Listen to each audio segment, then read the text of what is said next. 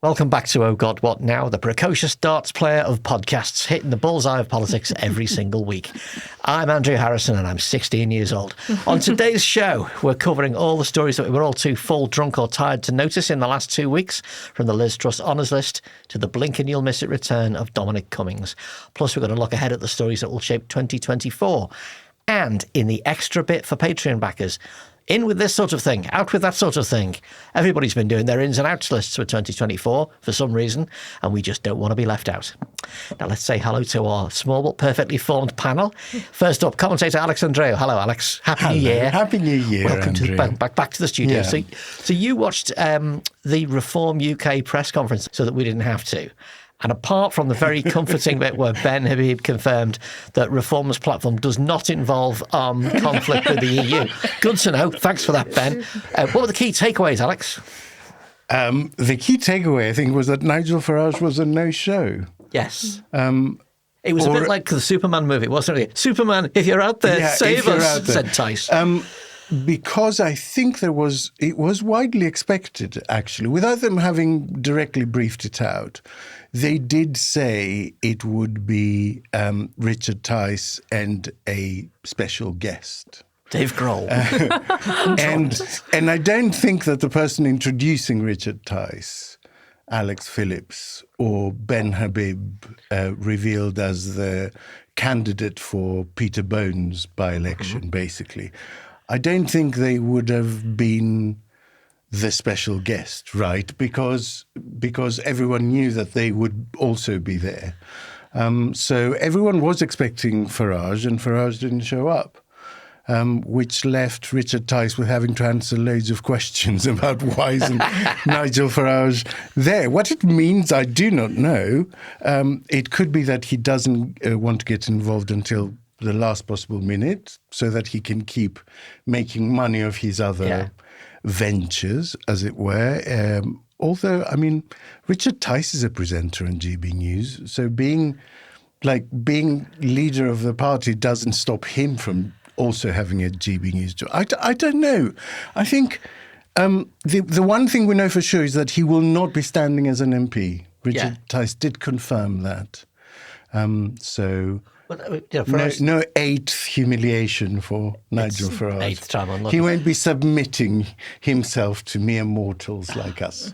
Because the core of Reform and the GB News universe is so cornball, it's like it doesn't work unless you turn up at the last minute and go, "You're expecting me?" in a kind of like crappy WWF style reveal. Yes, It's like, with some folding chair, sort of bashing people with a folding chair. No, the whole thing was a very, very weird, damp squib, basically. It was like, you brought us all out here for this? It just like made me think of, Alan Partridge, Lynn Rogermore's cancelled on us again, Yeah. Zoe Grunewald is the brand new political correspondent at The Independent. Happy New Year, new job, new you, Zoe. Thank you. Happy New Year. Very exciting. So, in your new capacity as political correspondent at The Independent, do you agree with former Conservative Party Chairman Jake Berry that Easter eggs are out too bloody early and something should be bloody well done about it? No, actually. Easter eggs are my favourite chocolate in the whole world, and I'm not just saying that. In fact, in January? Whenever. I think they should be out all year round. I think people should get given them. I think, like the milkman, people should have Easter eggs delivered to them every single day. Do you stock up at Easter? I do. So I honestly, goodness. I have one of my ex-boyfriends, when he was wooing me, bought me a crate of Easter egg of mini eggs. Oh, you don't love them that much then? No. Well, he stopped providing them. That's obviously why we broke up. No, he's apart from him being completely and utterly wrong, it's a ridiculous thing to concentrate on. Does he not have better things to be tweeting about, talking to his constituents about, than putting this video on Twitter from a drizzly car park outside of Sainsbury's, having been absolutely just furious at the fact that Easter eggs, mini eggs, are hitting the shelves so early. Now, I'm not aware that Sir James Jacob Gilchrist Berry has ever complained that you don't say Christmas. They don't say Christmas anymore. They won't let you say. But it seems to be, from the kind of right-wing populist thing, it's a bit weird to say they won't let you say Christmas anymore, but also say Easter's coming too early. Make your mind up. Yes. How Christian do you want to be? Yeah, it does feel like it's sort of slightly a culture war thing, although it's a really weird... I think leave the mini eggs out of the culture war, please, Jake. But I also wonder if it's just... It's too late. They're in there now. They're woke now. But I just wonder if it's maybe just a means of grabbing engagement, trying to get people retweeting him, has he got his eye on something? I don't know. It's all very strange. But this debate actually keeps coming up about mini eggs. The same thing happened last year. Down with the woke yoke.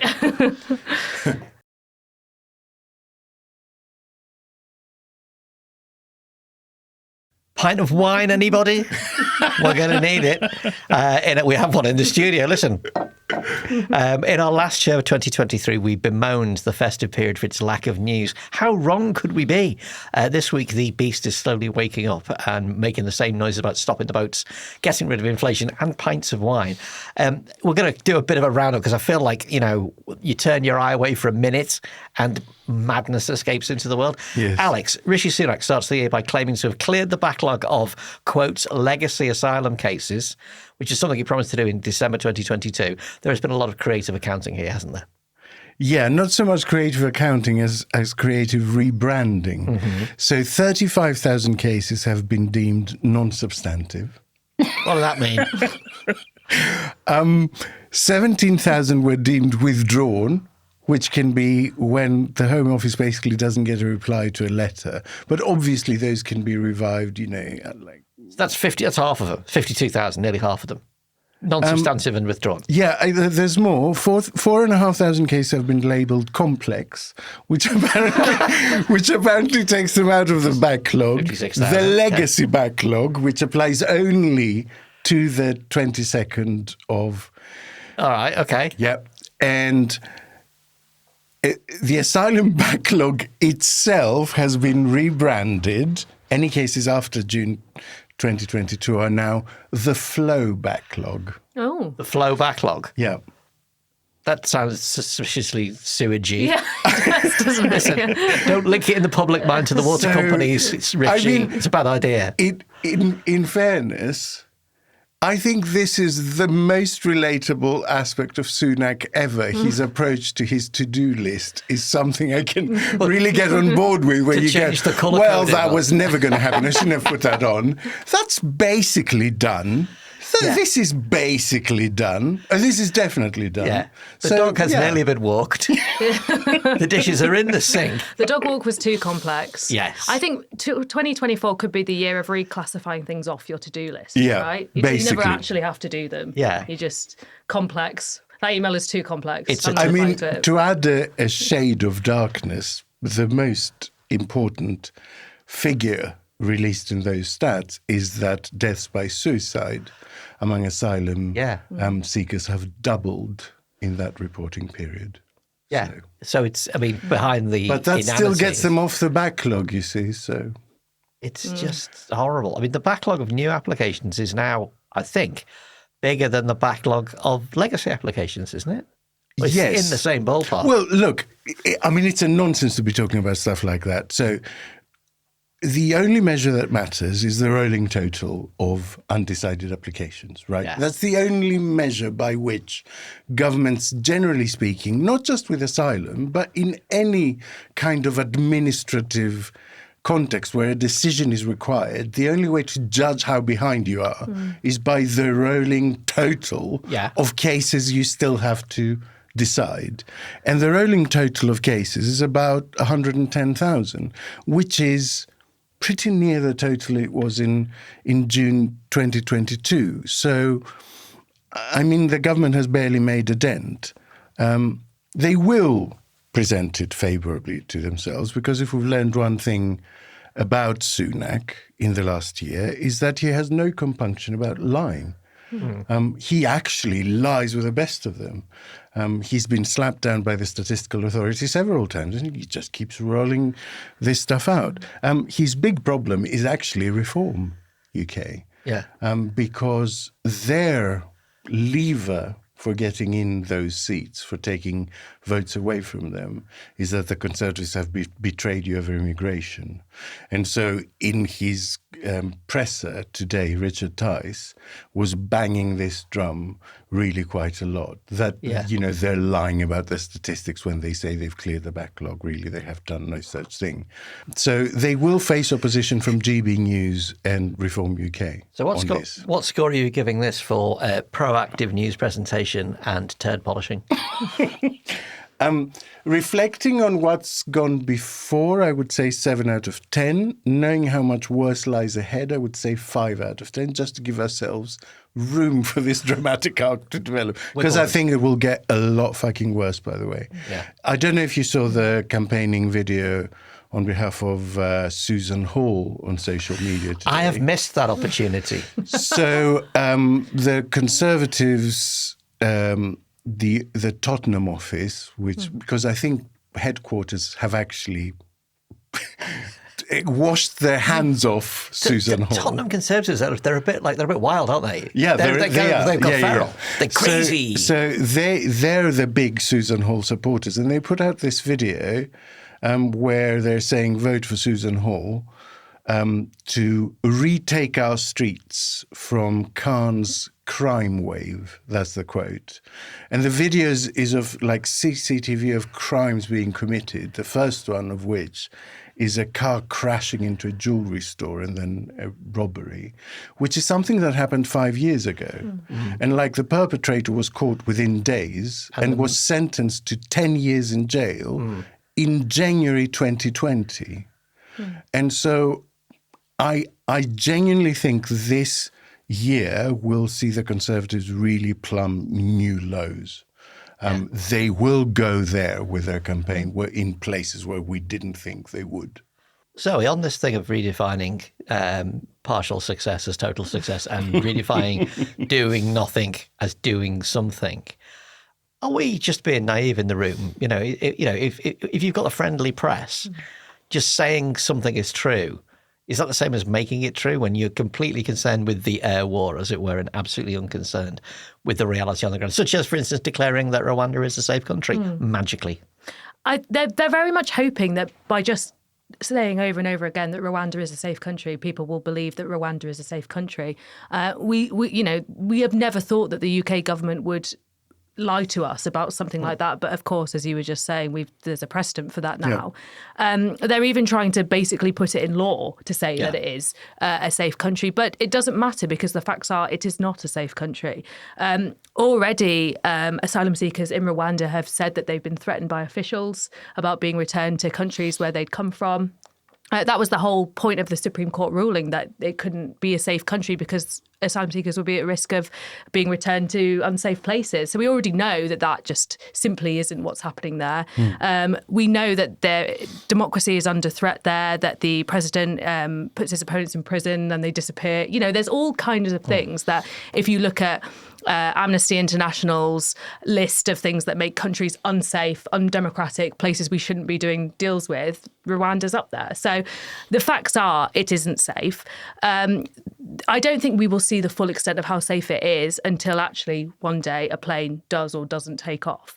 And the problem there is, would you have accurate reporting of a disenfranchised group like asylum seekers, what their experiences would be there? Would you have journalists there being able to report? Probably not. I mean, what you will have is some sort of undercover sting in 4 years' time that shows, everyone is being treated absolutely appallingly. And we'll get reports leaking out as well. But I think basically they're hoping that maybe actually the flight probably won't ever take off under their watch anyway. I mean, it's likely that this legislation will be pushed into the long grass. There'll be ping pong, there'll be back and forth, and then there'll be an election. And it'll be up to Labour to undo it, which they may well do. Yeah. So also, for the base that they're trying to appeal, they don't really care if Rwanda's safe or not. They just see it as a deterrent. We've got to a point where we are dehumanising asylum seekers so much in discourse that we barely even think of whether or not they should be safe. Arguably, some of the places we've put them here in the UK are not safe when there's outbreaks of disease and asylum seekers are taking their own lives. Yeah. Alex, the Christmas present nobody wanted was the unexpected and extremely brief return of Dominic Cummings, who held 2 secret election talks with Sunak, and apparently it didn't go very well. Cummings told Sunak he'd rather see the Tories lose than continue in office without prioritising what's important. Why did Rishi Sunak think this was a good idea to speak to Cummings at all? Despair. I mean, he's tried everything else. Mm-hmm. So he's turned to the only other person he knows that kind of wants stuff for them before.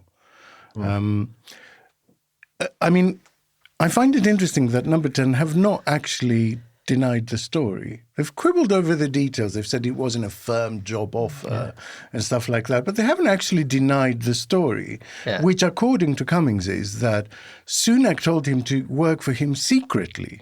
Yes. In exchange, and I quote from his Substack, in return for a promise that I could come to Number 10 and sort out my priorities after the election. I'm surprised that Sunak didn't take that offer, because the things that Cummings cares about, Sunak doesn't. Cummings is not that bothered about maths, smoking, or indeed the economy. He wants to rewire he wants Whitehall. to dismantle the state, basically, which I suspect Sunak doesn't particularly, is not particularly against. But I think for me the secret is that, these conversations were going on while the second module of the COVID inquiry was going on. Yeah. Revealing the dysfunction, precisely this kind of backroom deal causes, and how many thousands of people paid for it. And still, they've learned nothing.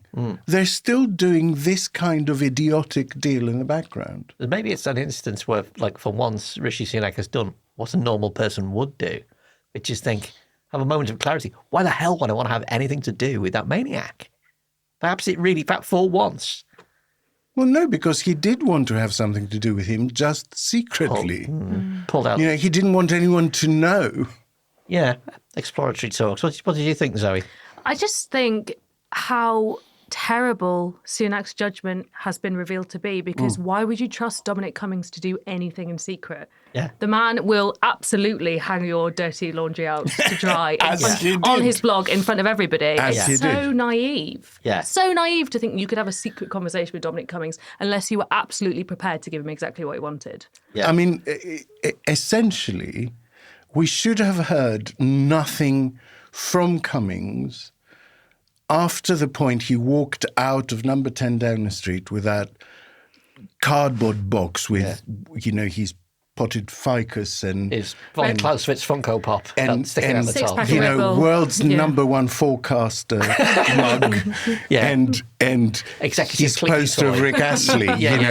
We should have heard nothing from him after that, and the rest has been his reviving his own story, his own sort of mythology with stuff like this. So why Sunak would approach him and say, shall we have a quiet word? You might as well give it to the Times as an interview. It's also totally going to bolster all the Johnson comeback supporters, the Nadine Dorrieses, who absolutely think that Sunak was somehow involved in ousting Boris Johnson, very involved, and now conspiring with Dominic Cummings. I mean, it's the plot, it's the plot. It's the plot. Yeah. I just can't wait to be rid of these people. They're wearing me out. This will be the outline for the plot too. Yeah. Well, Zoe, on a similar theme, one moment over Christmas that had us all choking on our quality street was Liz Truss's honours list, announced on New Year's Eve. 11 nominations, one for every 4 days she was in charge. Tell us about the lucky winners, Matthew Elliott, John Moynihan and Ruth Porter. Yeah, so John Moynihan is a Conservative donor. Matt Elliott is the ex-Vote Leave chief. And Ruth Porter is a former senior aide to Truss. So all people we are absolutely, I'm sure, oh God, what now, listeners? Delighted for their contribution to public life. I mean, it is just rewarding your friends, isn't it? It's, I mean, especially the Conservative donor, they give you some money for your campaign and you say, if I'm Prime Minister, I'll give you a nice spot on this list of honours. I mean, it's just totally see-through. And to be fair on Liz Truss, she's not the only one who's done it. So why would she want to be I don't want to be fair on Liz Truss, but for the sake of balance, you know. is now become what the honours system is. And it's a shame because the honours system, I think, can have a really valuable place in public life, rewarding people who have actually done a good job, public service, who have expertise in a particular subject that's useful for society. But this is just kind of cronyism, really. Well, there was only one person I could find on our list of 11 people who wasn't just a straightforward political connection. It was Shirley Conran of the Maths Anxiety Trust, which is like... possibly that's going to help Sunak. I don't know, maths anxiety. When asked to defend these honours, Truss said she was delighted that these champions for the conservative causes of freedom, limited government and a proud and sovereign Britain have been suitably honoured. No attempt to portray anything to do with public service, just pure partisanship. But that's who she is, and that's what she runs on. Her whole campaign, her whole shtick is this ideological... anti-woke, small stay, libertarian kind of. But isn't there a political advantage in portraying that as in the public interest? You could cast these people, you could say they did what the British people wanted for all of us. This is where Britain needs to be going. Not just simply my gang won, yaboo. But yeah, you could. And maybe if she had a better comms team around her or a bit more... political nous than she would. But I think now she's totally in that bubble of just being that sort of populist, libertarian, small state, woke. Those are the only things she can talk about. Those are the only things any of them can talk about. I think that's the overarching theme of all this stuff that happened. It's a sort of confirmation that they are a party that is completely out of ideas. You know, they have the desire to keep hold of power without any kind of idea of what they want to do with it. And you get that so strongly from them now. It's, you know, beyond rewarding their mates and sort of taking revenge of their enemies, they have no idea of what they might want to do with power for the country. None. And the only way you can retain power in that kind of system is by rewarding loyalty and kicking out dissenters. And that's basically what she's saying this is. You know, as you say, there's no vision. There's no, actually, this person really contributes to public life. It's this person supported me, so here's that spot in the Lord. You can't even reward people by saying, OK, here's your area, go and work in it, go and fulfil your vision of what you think ought to be happening in this particular policy area, because nothing is going to happen. No. It's going to tootle along. After Boris, hand in hand with Boris Johnson's list of Charlotte Owen, Sean Bailey, Ben Hoochin, was 2023 the worst year for honours since Lloyd George was flogging them out of a suitcase? It just feels like it gets worse and worse, doesn't it? And it's not just honours, it's standards in public life. Every year they seem to get worse under this deteriorating government. And I completely agree with Alex. They're just out of ideas. And it's now become such a power grab of these ex-Conservative prime ministers that they're just rewarding their mates. That's all they can do. On the upside is 11 nominations. That's one for every 4 days. Eventually we'll all get one as well. So here's hoping. Yeah. Alex, we've got to talk about those pints of champagne, which have become, for some reason, totemic. The mythical Churchill bottle has been touted as some kind of a Brexit benefit, even though no manufacturers have said they'll produce the bottles, let alone put wine or champagne into it. Explain why manufacturers won't want to make 568 millilitre bottles of champagne in particular. I'd love to, but they might, you know. Are you sure? Are you sure people are going to buy new bottles? Can I just tell you? A new manufacturing line and lay them down for 2 years? There will be soon some sort of nationalist market for stuff, right?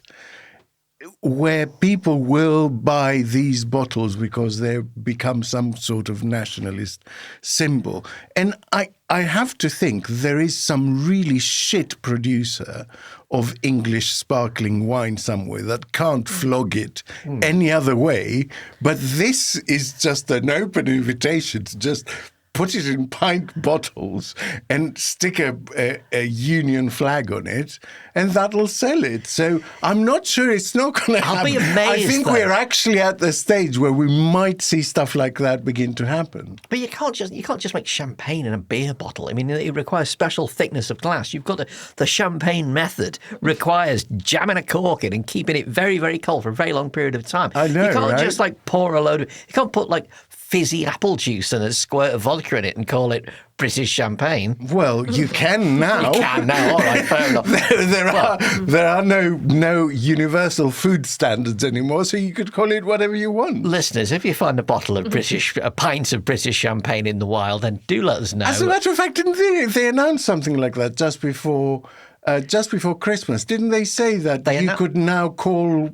A while ago, they announced that there was going to be a new appellation for British sparkling wine. It was going to be British Fizz.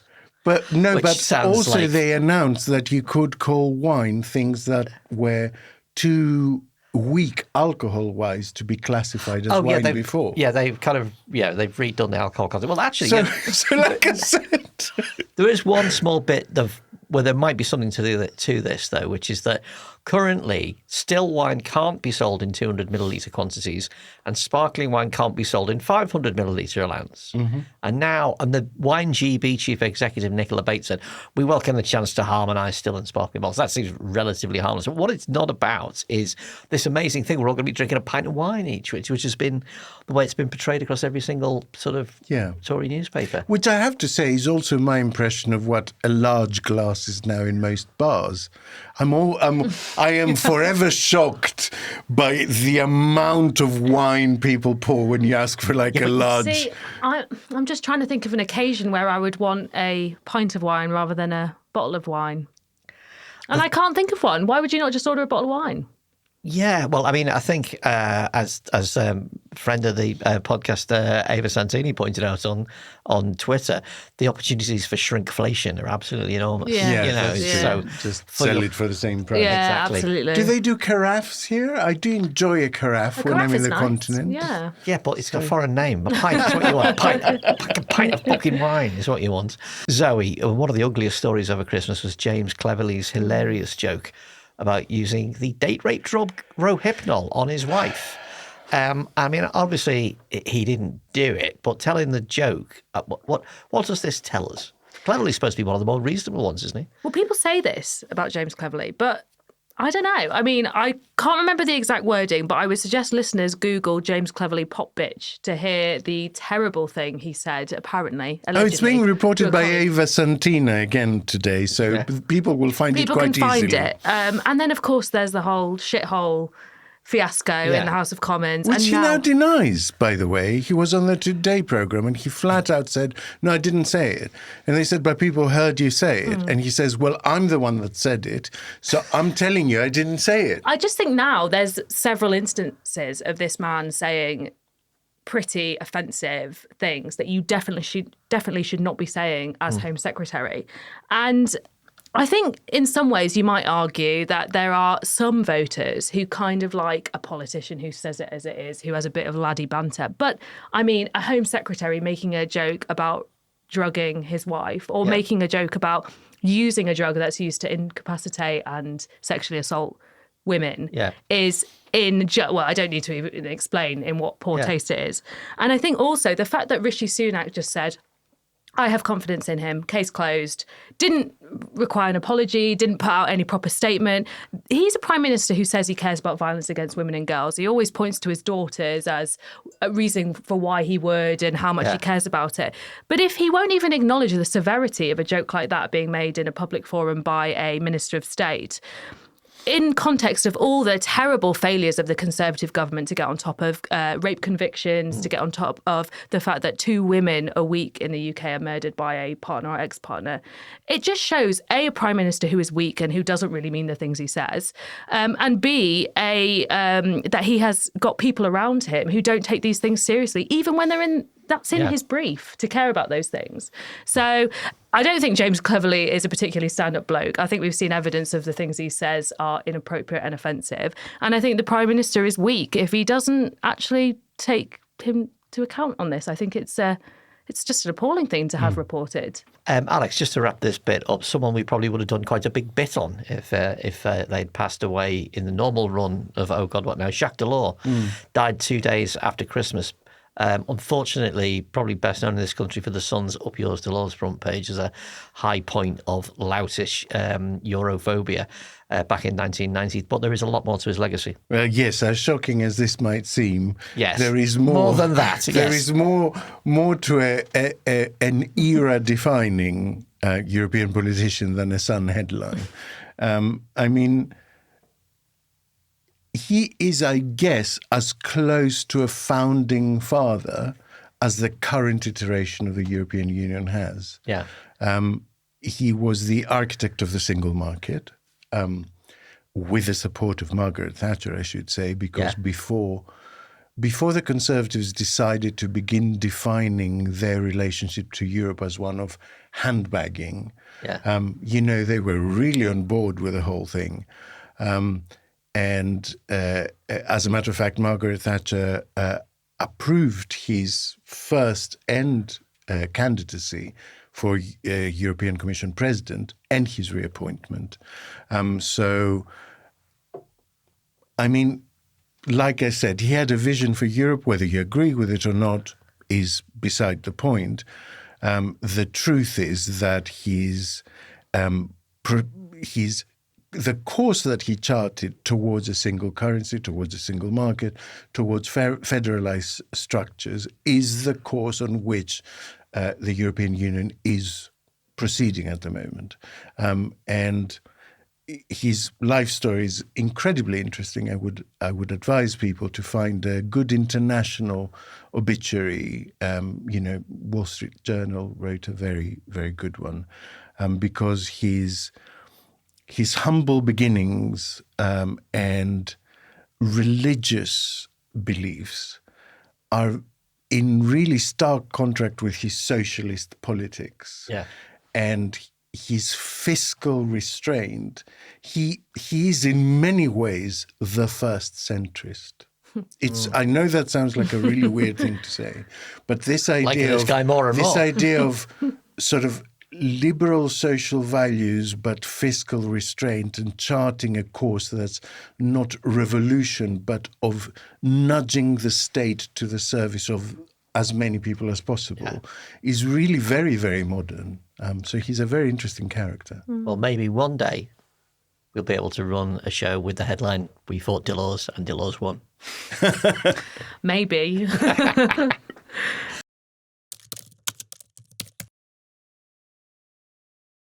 Now, time for the very first question of the year from a Patreon backer in But Your Emails. It's fresh and crisp and even like new snow.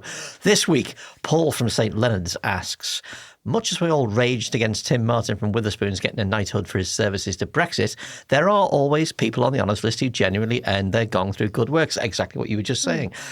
Would members of the panel accept knighthoods or OBEs if they were for services to podcasting or services to defeating Brexit eventually, or even just to please their mums? Zoe, would you become a dame? To please my mum? Yeah? Yes. What about for services to podcasting? I don't think I deserve that. No, but you guys deserve that. Yeah, but you're part of the team. Okay, yeah, if we all got one. Yeah, a I'd joint do that. one. A joint one, why not? That would really go down badly, wouldn't it? Yeah. Oh, look at all of these wokesters in one big chunk. There's about 30 of us, all sent straight to the Lords to start legislating. Yeah. I would actually... See, there is an element of trade-off there, isn't it? It's like, if it's an OBE... then that really is nice for your mum, but it confers no power. But you are sort of endorsing the whole corrupt honours system. If it's a peerage, yes, you are endorsing the whole corrupt honours system, but also you actually do get to be a working, functional lord. Yes. I'd take a peerage. I'd take a peerage, for sure. The committee is listening, Alex, say it louder. You'd take a peerage. I'd take a peerage for sure, because I reckon I could do a fucking job. I think you'd be quite good. You'd be quite good, Lord. Like, I have some skills I could actually bring to the job because of my background. So I would take a peerage. You'd bring the average age down quite a lot as well, which would be good. That's very kind of you to say so. Would you be Lord Andreou of Mykonos? Would you go for Mykonos or would you go for Bermondsey? Oh, Mykonos would be rather lovely. Lord Lebedev. Of Siberia, yes. Yes. Because then that would bring sort of honour to my place of birth. It would certainly shush up the Lords. Oh, you're really selling it to me. It needs to happen. Yeah. Are you listening, Keir? Yeah, it's just like, pick up more vibey chamber. Yeah, but an OBE, I wouldn't get out of bed for that, to be honest. Really? Yeah, no, that wouldn't do it. Why not? No, because they're pointless. They just co-opt you into the system. Yeah. I might take a knighthood. Might take a knighthood. Okay. I might take a knighthood. Although there's some rule, isn't there, that if you're a foreigner, you can't use the title, sir. Excuse me, Lebedev. No, but he's Lord Lebedev, isn't he? Yeah. Peerage is a different thing. Sorry, you're right. No, but So knighthood, I think you because can't. Bob Geldof but he uses. Because I think Steven Spielberg has had one, but he can't like I said, you can't use the title Sir. Right. So, Sir Alex. Yeah, so no, bugger that. Okay, fair If dues. I can't use the title. Which geographical distinction would you take? I guess it would be of Wakefield. That's pretty good. Yes, it's good. It's fine. It's not as good as Mykonos. I have to say, no, can I just say, Grunewald of Wakefield. Baroness Grunewald of Wakefield has a fantastic. It is good. I might change my Twitter handle actually. Because it is a little bit like a Viking came and conquered Wakefield, basically, and made it their fiefdom. Yeah. When I hear Baroness Grunewald at the back of my mind, I mean, it should be Valkyrie Grunewald. No, it is Valkyrie Grunewald of Wakefield. I would take it just for that. You sound like you're about to execute people. Yeah. Baroness Grunewald. Would you take one, Andrew? Gravity to it. Me? Well, I mean, it's the whole on the David Bowie principle. No, because it is a bad system and it shouldn't exist. And it's, it rewards, as we've seen this year in revolting ways. It just rewards cronyism, and it rewards pretty much everything dreadful about politics. That said, a peerage where you can actually do things, I think it's absolutely terrible for everybody except me, because I would be good at it. So I don't know. I think there's already a Lord Anfield, so I couldn't have that. So I don't know. Baron Harrison of Stoke Newington has a certain je ne sais quoi. Fancy. Also Stoke Newington, really wind people up. Lord Harrison of Woke Newington. Perfect. Well, Paul, we hope that helped. I can't believe you betrayed your Scouse roots. Remember, listeners, you can back us on Patreon and ask your questions too in your emails. Surely it has to be Count Harrison of Scouse. It's not a geographical location, Alex. It is now.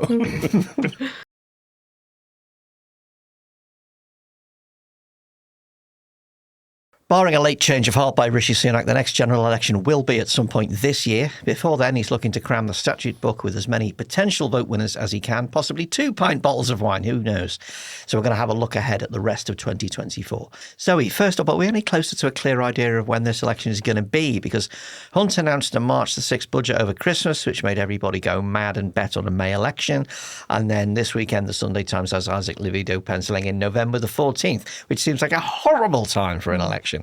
Is there any good dates left for the Conservatives now? I think we all lost our minds a little bit about the May election budget on the 6th thing. The budget is always about then in March. I don't think it necessarily indicated that there was going to be a May election. I think it would be wise to have a May election for a number of reasons. First of all, they could sort of take away the sting of the locals and by-elections that are coming up. They could also get ahead of all those people who are about to remortgage and get even more angry about the cost of living. They could avoid the influx of small boats that's going to happen as the weather gets better over the summer. And they can ride off the back of a spring budget with lots of tax cuts if they wanted to. But to be honest, I think it probably will be autumn. It probably will be November or late October. And I think that's because Sunak is just a desperate man. He'll push it as long as he can. He doesn't want to go. Why would you get rid of that power? Always going to hope that something might happen. And if you go early, you might always wonder if something would have happened that would have given you that boost. So they're kind of no good dates for the Conservatives to go to the polls because they will lose. But I think they probably should go in May, but knowing Sunak, he'll go in October, November. It's always too early until you realise it's too late. Exactly. I don't think he's going to go in October, by the way. I think if he goes in the autumn, it has to be after the American election, because then at least if Trump does well, he can ride that wave a little bit. But is there a wave of that in Britain? Because even there's an argument to be made that Starmer would have a tough time dealing with Trump, with the states. But everybody, we've all seen this before. Everybody has a tough time with Trump. I know. And if we elected a clone of Donald Trump we're in not this assessing country, whether these things are right or not. Yeah. We're just saying that's how the story goes. But the point is, if you're going to go then, why would you go the last week of the American pre-election fervor? You would go after. If you think that Trump is going to win, you would go after to suggest there's some kind of... Yeah. If Trump did win, is there not also an argument that there'd almost be a reverse in that so many people be worried about Trump's victory that they Sure. might be more likely to actually vote for Starmer as a more stable government compared to the Conservatives. I mean, you could go either way. You could ride the populist wave, or the populist wave could backfire. Which is why I think the story about Levido penciling in the 14th of November is, I mean, it's desperate. You see, I think it's going to be May, June. Because, as I've said many, many times before, the one strategic advantage you have as Prime Minister is being able to call the election on the date of your choice, right? You wouldn't give that up. And so if the stories coming out are that it's going to be November, then clearly it's going to be May, June, because the whole point is to work your opponents into believing a date other than the date you're actually going to do it on.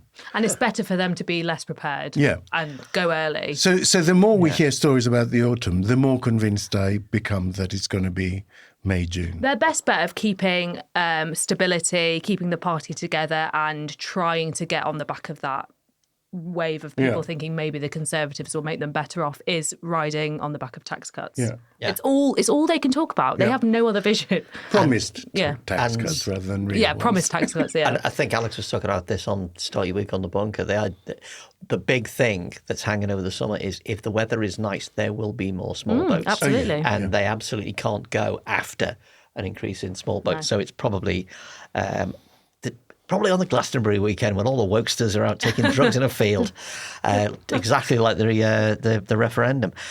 Alex, looking at more immediate things that are happening within the next few weeks, things that could colour the election, the much postponed post-Brexit border controls on goods entering the UK are supposed to start this month. Yes, on the 31st of January. They're landing just as sentiment against Brexit is at its peak so far and will probably only rise. How do you think that's going to play out this year? I mean, it's going to be for the first time that goods coming into the country will be examined, and the government itself estimates that it will add £330 million a year in additional red tape charges and add 0.2% to inflation. How do you think it's going to play out? It's going to make prices go up. I mean, that's what it's going to be. So just to give listeners an idea, medium risk plant and animal products, so that includes products that contain raw milk, like cheese, meat, salamis, all that kind of stuff, coming into the UK will have to submit a health certificate, which costs up to 43 quid. So especially for SMEs, like delis and places like that import a lot of that produce, that will add a lot to their costs. Maybe a massive supermarket that can do like a whole container of one thing that just requires one certificate, can write that off. But a small business, and we've already seen a preview of that with Northern Ireland, a small business that needs to have a mixed shipping container of all kinds of different things, each of which requires a different certificate, it will be absolutely screwed. So I think we will see some more things, I should say, disappearing from our shelves, because we have seen a lot already. And we will see some small and medium businesses close because this will be, their profit margin will be small, and this will be the last straw, basically. You raised the enticing and slightly frightening idea of the high-risk animal import. Well, is that like a live boa constrictor or something? No, I think a bucket of scorpions. No, I think that's because you already require some sort of certificate for that. For hopefully, importing live scorpions, hyenas and things like that. But we've quietly dropped UK product certification. We're just going to stick with the EU one. We've just rejoined Horizon. Our kind of old Romaniac warning that we'd just end up aligning with the EU has come true, hasn't it? No, I mean, no. These are small sops, I think. Bit by bit, though. Yeah, bit by bit. I mean, the problem is that none of this stuff so far, which is why when we're discussing this thing, we talk a lot about phyto and phytosanitary regulations, like aligning with that, or professional qualifications, or reciprocal arrangements like that. They're important because they anchor you into EU regulation. None of the Horizon doesn't anchor you into EU regulation. So it doesn't stop the drift away. It doesn't stop the divergence, as it were. They are important, but they don't suggest dynamic alignment. The important things will be stuff that is dynamically aligned to current EU regulation, like the phyto and phytosanitary. So if Labour come in and do a deal on phyto and phytosanitary products, which they have said they will, that anchors you into EU legislation dynamically. It means that if they change something, you have to change it over here. And that is important. This is just kind of fixing around the edges, stuff that we broke a few years ago. Sticky tape. Zoe, something that you pointed out before the show is that this is going to be the first general election that's going to happen under voter ID rules. We've not actually had a general before. We had the disasters of the locals have been writ large, and yet nothing is being done about it. What from your context and your conversations, what are you hearing about how people within politics have taken the voter ID legislation?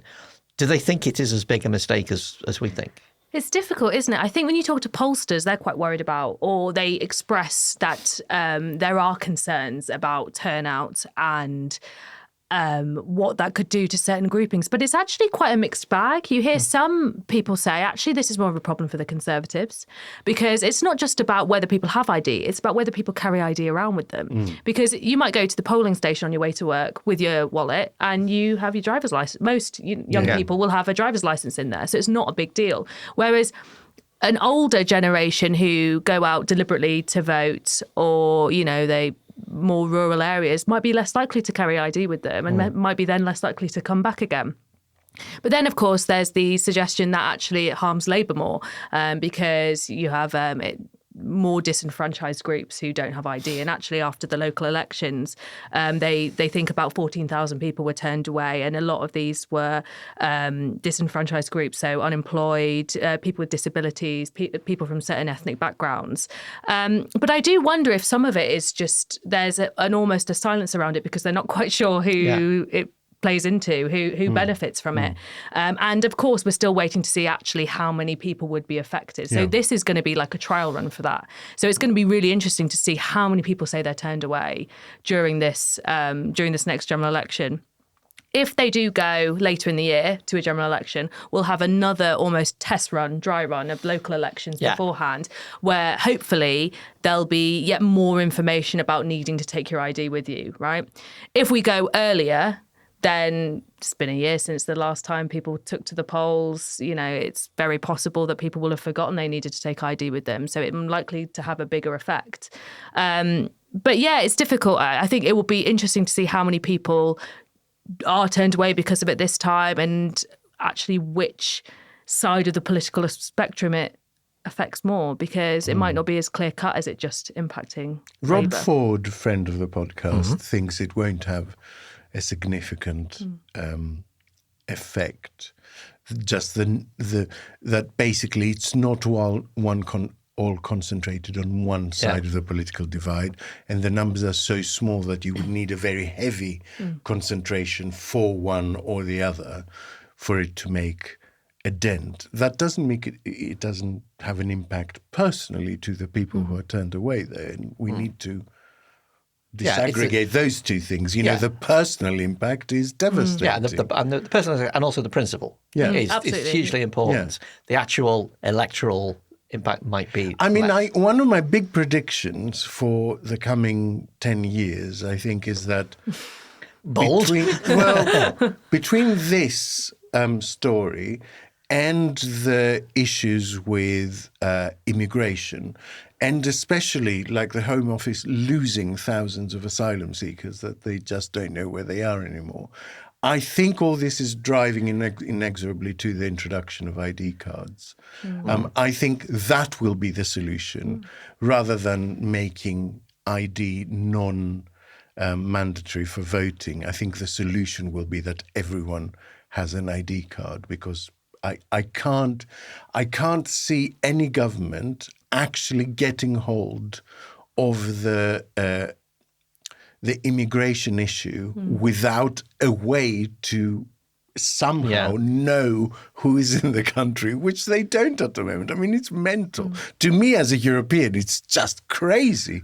This idea that it's terribly unsafe for you to have an identity card, but it's not unsafe for you to be, to be offering multitudes of bills and stuff with your name and address on to be photocopied by every library you join in every bank. To me, that's the unsafe bit, right? Not having a card. We should probably do an entire edition on ID cards. Yeah. It's like fascinating. But anyway, I think those two trends are driving towards that, actually. Well, I mean, I was really against them last time around when the Blair government wanted to bring them in.